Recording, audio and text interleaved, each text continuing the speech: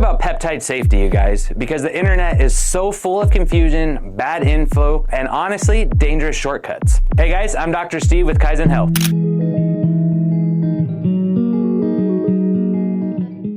Peptides are prescribed, dosed, and monitored by a medical professional who actually knows the research behind how to get the benefits of the peptides. They're actually incredibly safe. And one of the reasons this is because anytime you administer a peptide, whether it's injection, oral, or topical, and it gets into your bloodstream, it circulates really quickly, finds its target tissue, and within minutes, maybe even a couple hours, it's degraded back into amino acids, filtered by the kidneys and excreted in the urine. So what that means is anytime you take a peptide, it's going to leave your body relatively quickly compared to a lot of other medications that we use today. Yeah, they're absolutely incredibly safe for the ones that have been researched and shown to be safe.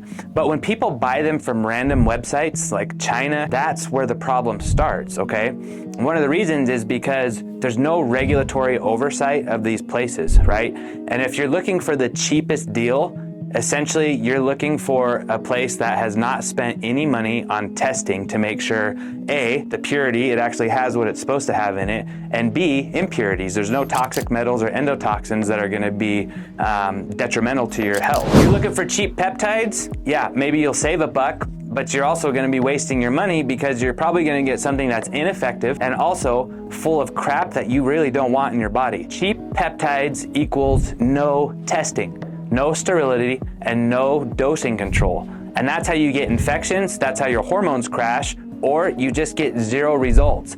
I know there's probably some of you that are watching and tried XYZ from whatever websites you found it that your friend told you to do, and you had no results because you were probably just injecting flour into your body.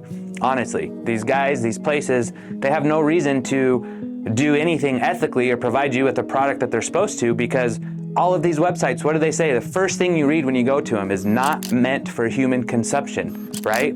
So guess what? If you inject something and something happens, they already told you weren't supposed to do it. You have no legal liability to go after them or to hold them accountable for what you purchased because you weren't actually supposed to inject it. And here's another thing, that even if you get a legitimate peptide from a legitimate source, it's quality tested, has nothing bad in it, peptides can still cause issues that can be a little scary if you're not careful. Things like low blood sugar. So if you're a diabetic and you have uncontrolled diabetes, you definitely don't want to be experimenting with peptides. Water retention, you can get some fluid in your hands and legs. Digestive issues, headaches, fatigue, flu-like symptoms. Take, for example, BPC 157 and TB 500. If you are on blood thinners or at risk for increased bleeding, you don't want to increase blood flow. That could be very bad and dangerous for you. If you're going to go into a surgery in a couple weeks and you haven't told your surgeon that you're on these peptides, BPC 157, TB 500 could cause bleeding issues in surgery. So there are definitely things, precautions that need to be taken when you are on peptides so that you have the full story, you know what's going on, and you can safely administer them and really optimize your health and get the full benefits from them without causing any damage. And that's exactly why you guys should work with a qualified health professional, an MD or whoever you're working with that is trained, knows the research, knows the science, knows your personal medical history, knows what medications you're taking, and can monitor your labs and see how are these peptides making a difference for you and improving your overall health, but also making sure that there aren't any safety issues. There's not causing elevated liver enzymes or elevated, decreased kidney function, etc. We talked about how peptides are generally safe, mainly because they get in and out of your body so quickly, but there are a few common themes or common groups of people that should definitely not be taking peptides. Pregnant or breastfeeding women, if you have active or even recently in remission cancer, we don't want that coming back, or certain uncontrolled metabolic disorders like hypertension and diabetes.